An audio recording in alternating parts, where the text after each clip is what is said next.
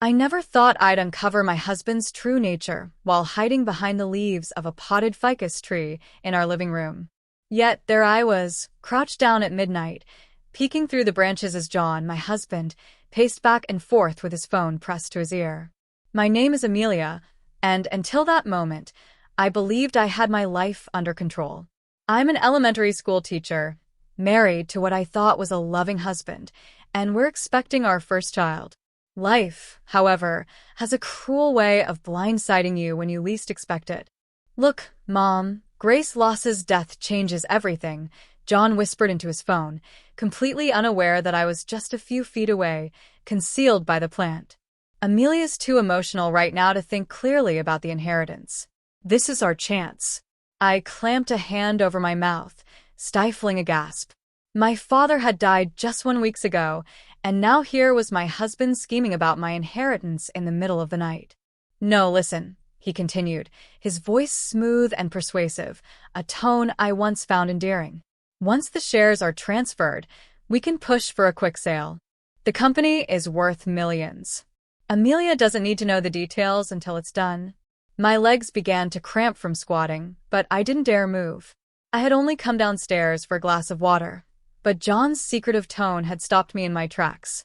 "Of course I feel bad about it," he said, running a hand through his hair, a gesture I now realized might have been calculated rather than nervous. "But think about it. We could finally get you and Dad out of debt, get that house in Palm Springs you've always wanted." The room spun around me. I pressed one hand against the wall to steady myself, the other instinctively resting on my barely noticeable baby bump.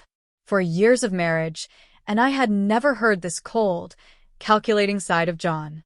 His voice was almost predatory. "Just keep this between us for now," he said. "I've already talked to Robert about the legal angles. We just need to wait for the right moment to suggest it to Amelia. You know how she gets about her father's legacy." He was right. I did get emotional about my father's legacy. My dad had built his automotive company from nothing, working endless hours while still making time to teach me piano every Sunday. He believed in hard work and integrity above all else. John ended the call and headed upstairs. I waited until I could no longer hear his footsteps before emerging from my hiding spot. My thirst was long forgotten as I stood frozen in place.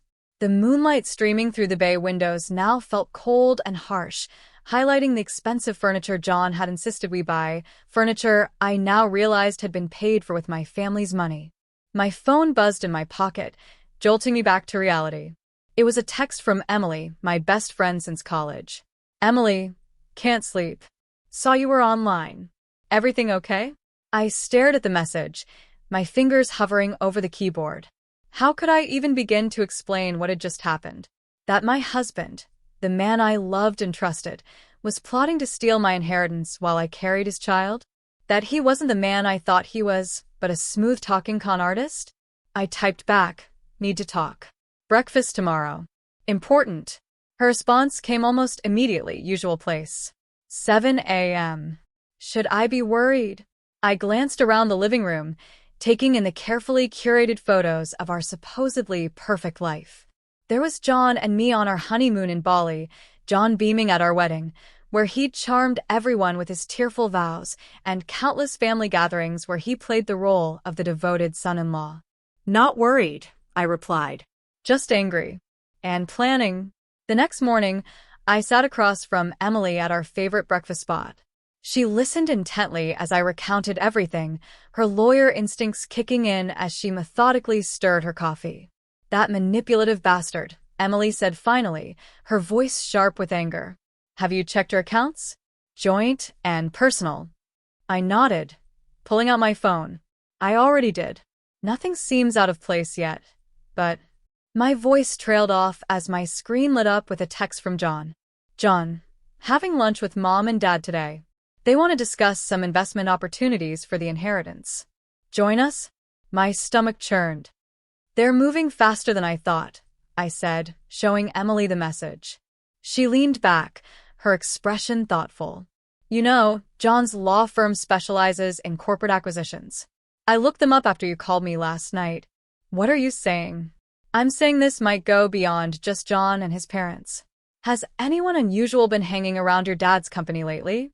Before I could answer, the cafe door chimed. I froze as I heard my mother-in-law's unmistakable voice ring out. Amelia. What a surprise. Emily's eyes widened, but I forced a smile as Maureen approached our table, her designer purse swinging at her side. She looked freshly coiffed, no doubt after another expensive trip to the salon, likely paid for with my family's money. Just grabbing breakfast with Emily, I said, my voice strained but steady. How are you? Oh, wonderful. And look at you, glowing and so pregnant. Maureen gushed, patting my stomach without asking. John must have told her I'd join them for lunch. We have such exciting ideas to discuss, she said brightly. I felt Emily's foot press against mine under the table, a silent reminder to stay calm. Actually, I have a doctor's appointment, I said, forcing a polite smile. I smiled tightly, holding the phone steady as John's words played back, echoing through the room like a confession. Insider trading and attempted fraud, I said coolly, are a lot less legal than a recording, don't you think? The color drained from John's face, his usual smooth composure slipping away. His parents, standing in the doorway, exchanged panicked glances. Maureen opened her mouth to speak, but I raised a hand to cut her off. Don't bother, I said firmly. I've heard enough lies for a lifetime. This ends now. John took a step closer, his voice low and coaxing. Amelia, you're overreacting. This is just business. Your father's company would. Don't you dare, I snapped, my voice sharp enough to stop him mid-sentence. Don't you dare pretend this was about saving my father's company. This was about greed. About you, your parents, and God knows who else trying to profit off his hard work. I could feel the baby kicking again, as if reminding me of what I was truly fighting for. Straightening my spine, I turned to Maureen and Robert. I'd recommend you leave my house before I decide to have this conversation in front of the police. Maureen, clearly flustered, clutched her designer purse tighter. Now, Amelia, there's no need to get authorities involved. I'm sure we can sort this out. Oh, we'll sort it out, I interrupted. But not on your terms. This stops here. No deals. No mergers. And no more scheming behind my back. Robert, ever the smooth talker, stepped forward. Amelia, you're making a mistake. Without this merger, the company could. I cut him off with a bitter laugh. Funny how everyone is suddenly so concerned about my father's company when none of you cared while he was alive. John's face hardened again. You're being irrational, Amelia. Think about the baby. Think about our future. Our future. I repeated, incredulous. The future where you steal from me? Where you betray my trust. That future doesn't exist anymore. Without waiting for a response, I picked up the stack of documents and tucked them under my arm. I'm meeting with my lawyer this afternoon. If any of you try to contact me or interfere with my father's company again, you'll be hearing from my legal team next. John stepped closer, lowering his voice to a menacing tone. You don't know what you're doing, Amelia. You think you're in control, but you're not. I held his gaze, unflinching. I know exactly what I'm doing, John. I'm taking back control of my life, something you'll never have again. I brushed past him, heading toward the door. Maureen reached out, her voice pleading now. Amelia, please. Don't, I said, stopping just long enough to glare at her. You've already said enough. As I walked downstairs and out the door, my heart raced with a mixture of fear and determination. This wasn't just about protecting my inheritance or my father's company anymore. It was about standing up for myself, for my baby, and for the values my father had instilled in me. Once I was outside, I climbed into my car and immediately called Emily. I have the evidence, I said, my voice shaking with adrenaline. Everything we need to shut this down. Emily's voice was steady, reassuring. Good. Bring it to my office.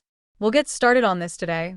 Driving away from the house, I felt a strange sense of relief. For the first time in weeks, I wasn't consumed by doubt or fear. I had a plan, and I wasn't alone. With Emily's help, I'd make sure John, his parents, and their associates paid for what they'd done. And as for my father's company, I'd fight for it with everything I had. Because my father had taught me that integrity and hard work mattered more than anything, and I wasn't about to let anyone take that legacy away. The words hit like a hammer, but I kept my face neutral, just as Emily had coached me. Gambling debts. I repeated slowly, locking eyes with Robert. I don't have gambling debts. Robert leaned back, an oily smile spreading across his face. Not you, Amelia. John. He got in over his head a while back. William Industries was generous enough to help him out, on the condition that this merger went through. Everyone wins. Everyone wins? I said, my voice rising. Except the people who actually matter, my father, his employees, and me. Emily placed a calming hand on my arm. Robert, she said, her voice sharp and professional, this proposal sounds a lot like extortion. And if that's true, you're admitting to a criminal act. Are you sure you want to go down this road? Robert's smile faltered, but he recovered quickly. There's no need for hostility, he said smoothly. We're just trying to resolve this like adults. I folded my arms, leaning forward. Adults don't lie, cheat, and steal from grieving families. Let me guess, Robert. You were the one who introduced John to William in the first place, weren't you? Robert's silence confirmed it. Here's the thing, I continued, my confidence growing. I have evidence tying John to offshore accounts, evidence of meetings with William's CEO, and evidence that this entire scheme was orchestrated well before my father's death. You might want to think about your next move very carefully, Robert, because I have no problem going to the authorities. Robert shifted uncomfortably in his chair, his usual charm starting to crumble. Look, Amelia, he said, his tone softening, I understand you're upset. But this deal is happening, with or without your cooperation. The board will vote in 2 days, and I guarantee you they'll approve the merger. Emily leaned forward, her eyes narrowing. You'd better pray they don't, Robert. Because if they do, we'll file for an injunction faster than you can say corporate fraud. And I'm sure the SEC would love to see those offshore accounts. Robert's face hardened, and he snapped his briefcase shut. This is a mistake, he said coldly. You're letting your emotions get in the way of good business. Funny, I said, standing up. That's exactly what John said before I caught him trying to steal my inheritance. Robert stood as well, his jaw clenched. You'll regret this, he said, looking between Emily and me. No, Robert, I said, meeting his gaze. The only thing I regret is trusting people like you. With that, Robert stormed out, leaving the house as abruptly as he had arrived. I let out a breath I hadn't realized I was holding and turned to Emily. How bad do you think this will get? I asked. Bad, Emily admitted. But we have the upper hand now. Robert just confirmed everything we suspected. Now we can use it against them. My mother, who had been quietly observing the exchange, finally spoke. You've got a fight ahead of you, Amelia. But you're not fighting alone. I nodded, feeling a wave of gratitude and determination. I know, and I'm ready. For the next few days, Emily and I worked tirelessly, gathering every piece of evidence we could find. Emails, financial records, contracts. Everything pointed to a massive conspiracy to take over my father's company. With each new discovery, my resolve grew stronger. On the morning of the board vote, I walked into the conference room with Emily by my side and my mother waiting in the car, ready to celebrate or pick up the pieces. John was already there, looking smug as he chatted with Robert and the other board members. But when he saw me, his expression changed. Didn't expect to see you here, he said, his voice cold. Surprise, I replied, taking a seat at the table. The meeting began and Robert launched into a slick presentation about the merger, painting it as the only way to secure the company's future. But before the board could vote, I stood up. Before we proceed, I said, pulling out a stack of documents, there are a few things you should know about this so-called merger. Over the next 10 minutes, I laid out everything, John's offshore accounts, the secret meetings with William, and the deliberate deception of the board. Emily backed me up with legal arguments, making it clear that approving the merger would open them up to lawsuits and regulatory investigations. By the time I finished, the room was silent. John looked pale, and Robert's jaw was clenched so tightly I thought he might shatter a tooth. Any questions? I asked, looking around the table. One of the older board members cleared his throat. "I think it's safe to say this merger is off the table," he said, glaring at Robert and John. I nodded, my chest swelling with relief. "Good. "Then I think we're done here." As I walked out of the room, John tried to follow me. "Amelia, wait." I stopped and turned to face him. We're done, John." "Don't contact me again unless it's through my lawyer." His face twisted in frustration, but he said nothing as I walked away. Outside, my mother was waiting with open arms. "It's over," I said, tears streaming down my face. "No," she replied, smiling. "It's just beginning. For you and your daughter." I nodded, finally feeling the weight lift from my shoulders. It wasn't just the end of a battle, it was the start of a new life. One built on strength, love, and integrity. And no one would ever take that from me again. William's calm demeanor evaporated as the SEC agents began confiscating files and laptops. John's outburst had only sealed his fate. His face, once smug and confident, was now twisted in desperation as he tried to justify himself.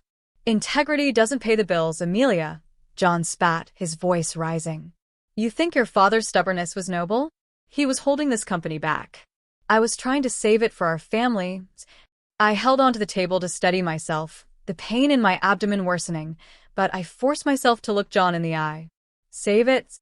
I said, my voice trembling with fury. "You weren't saving anything.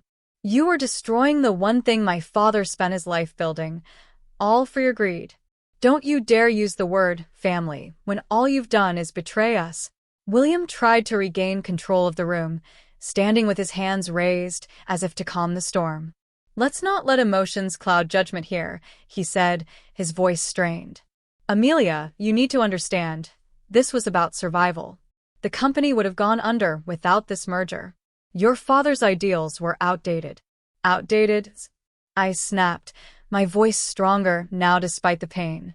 "His ideals were the only reason this company existed in the first place. You turned your back on him, William. You betrayed not just his trust, but the trust of everyone who believed in David Industries." My mother, standing by my side, stepped forward with her usual quiet authority. "You can argue all you want, William, but the SEC agents here aren't interested in your excuses. They're interested in the fraudulent activity that's been uncovered, and from where I'm standing, you have plenty to answer for." The board members, who had been silent spectators up until now, began murmuring among themselves. Some looked horrified, others exchanged nervous glances. It was clear that no one wanted to be caught on the wrong side of what was unfolding. Emily stood, her laptop now closed and in the hands of an agent. "The evidence we've presented speaks for itself. The manipulation of stock prices, the creation of shell companies, and the offshore accounts all lead back to Mr. William and Mr. John. This isn't just unethical, it's illegal." John's face turned red with anger. "You think you've won, Amelia? This isn't over. You're nothing without me, and you'll regret this." I straightened, my hand instinctively resting on my belly as I stared him down. "You're wrong, John." "I'm everything without you. And if there's one thing I regret, it's ever trusting you." The SEC agent stepped forward, addressing William and John. "Mr. William, Mr. John, we need you to come with us for questioning." William protested, his usual charm replaced with panic. "This is absurd. You have no right." "We have every right," one agent replied firmly, producing a warrant. "We suggest you cooperate."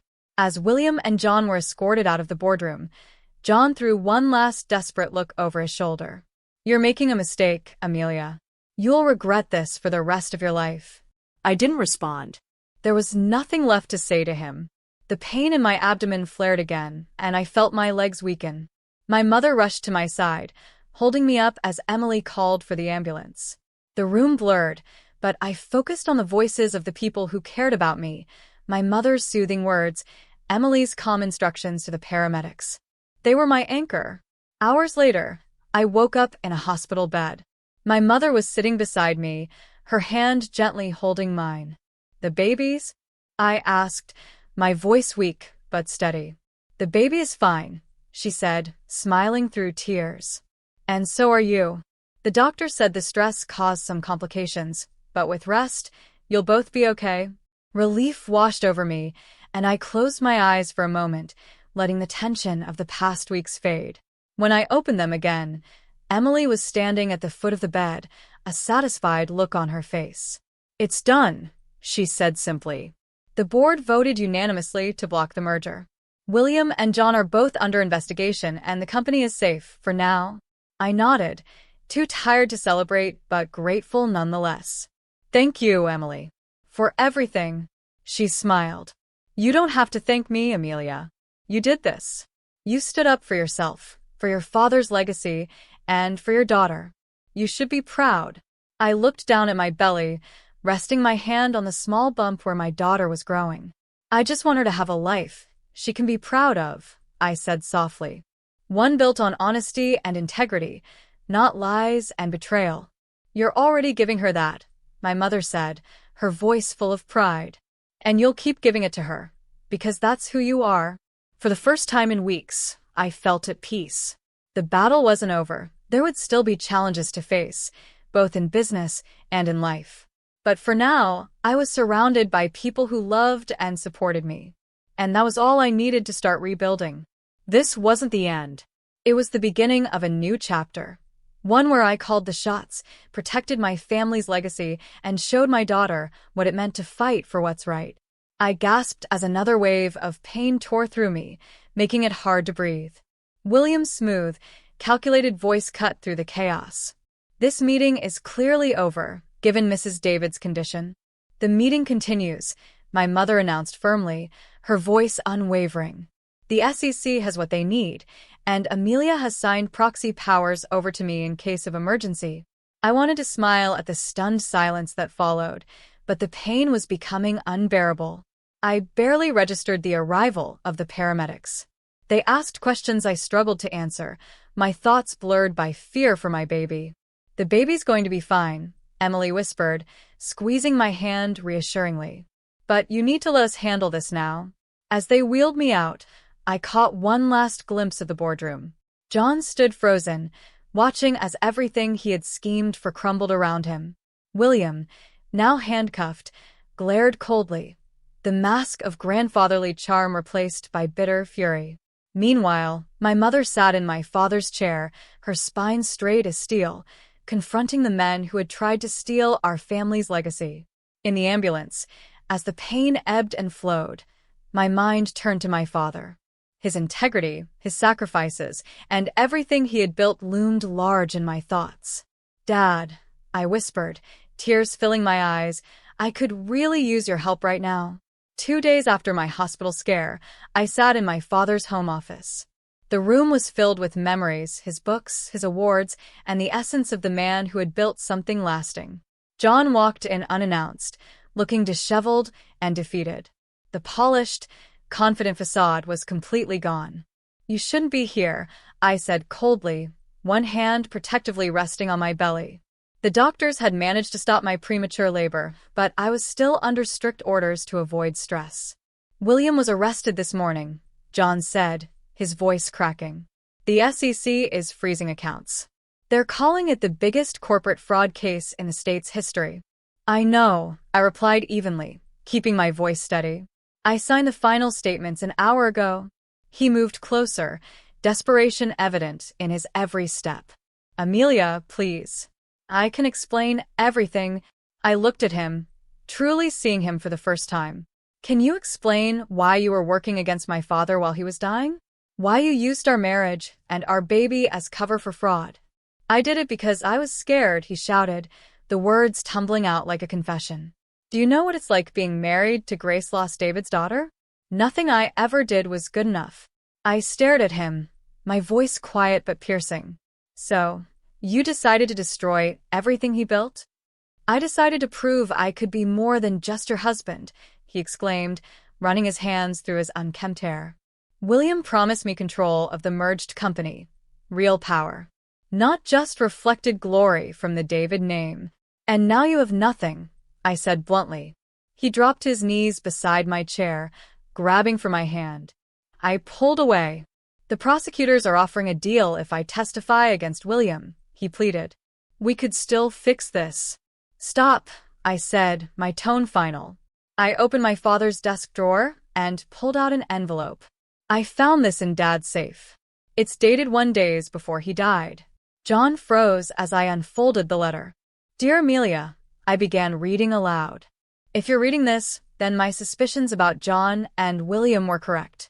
I'm sorry I won't be there to help you face this, but I know you're stronger than anyone realizes, including yourself. I looked up at John, whose face had gone pale. He knew, I said, my voice gaining strength. He knew what you were doing, but he wanted me to discover the truth on my own. To learn to trust my instincts.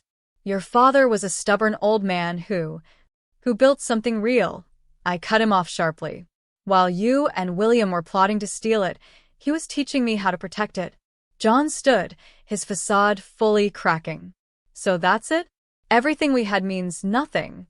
It meant everything to me, I said, my voice soft but firm. That's why your betrayal worked so well. The company will still fail without the merger, he said desperately. You're throwing away your inheritance out of spite. I smiled for the first time, a cold, resolute smile. Actually, while you were busy with your schemes, I was talking to our European partners. They're investing in a complete modernization of our production lines.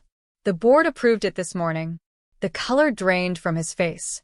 But William said they weren't interested. William lied. Just like you did. I stood carefully, steadying myself with the desk. The divorce papers are with my lawyer, I said, and so is my statement to the SEC. You're really going to do this? His voice turned cold, all pretense of remorse gone. Destroy me, the father of your child? No, John, I said, walking to the door. You destroyed yourself. I paused in the doorway, turning back to face him. My father left you a message too. It's in the envelope. I watched as he opened it with trembling hands. The single line inside was damning. I gave you a chance to choose integrity. You chose greed. John crumpled the paper, his carefully constructed world collapsing around him. Amelia, wait. Goodbye, John, I said, leaving the room where I had once believed in love and trust. As I stepped into the hallway, my mother and Emily were waiting. The SEC agents are in the living room, Emily said. They'll want to talk to you about those offshore accounts. We walked out together. John's voice echoed behind me, calling my name, but I didn't look back. 5 months later, I stood in my father's office, now my office, holding my newborn daughter, Grace, while watching David Industries' stock price climb on the digital display. The European partnership had exceeded expectations, and the company was thriving. A knock at the door broke my thoughts. The board meeting starts in 10 minutes, Emily said, smiling at the baby. How's little Grace Loss doing? She prefers Grace, I said, smiling as I adjusted her in my arms. And she's helping me review quarterly reports. My gaze fell on an old photo of my father and me at my first piano recital. Written on the back in his handwriting were the words, "Success isn't about winning. It's about knowing what's worth fighting for." He had been right. The greatest victory wasn't in revenge or destruction. It was in building something better. And I had done just that.